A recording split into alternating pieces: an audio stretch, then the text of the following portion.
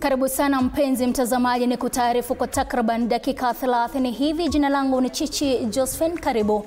Mamlaka huru ya kutathmini utendakazi wa polisi imetuma kikosi cha dharura katika Ngama Mara, kaunti ya Narok ili kuchunguza kisa cha mauaji yanayodaiwa kusababishwa na maafisa wa polisi.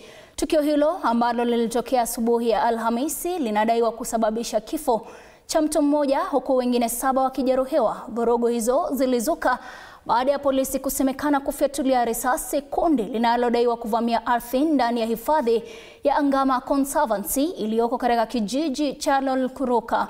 Haya yanajiri takriban mwezi mmoja uliopita ambako watu 6 wameaga eneo la Angata Barkoi, Transmara Magharibi kwa mtutu wa bunduki kufuatia mzozo wa ardhi ya ekari 6.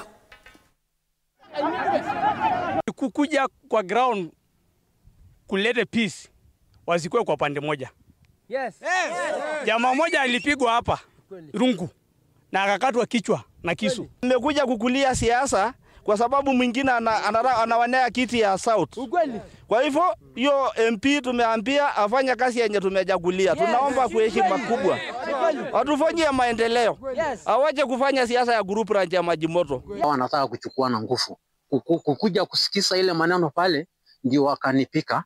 Watu wakatufamia na mawe, akanipika na mawe. Hii maneno ni yule alitangulia awe kwa shamba.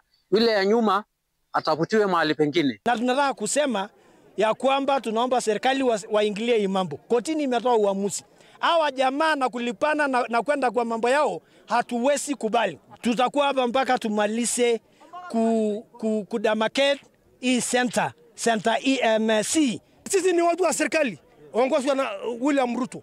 Nyinyi watu wa serikali anakuja kupea mwizi ati director ya Nyayo Zone ashindwe. Na sisi tunasema, sisi tunamwambia serikali akuja kubaka watu wa maji moto kwa sababu sisi ni watu wenu. Na kama nyinyi hapana baki sisi kama watu wenu, hata sisi tunaanza kubadilika.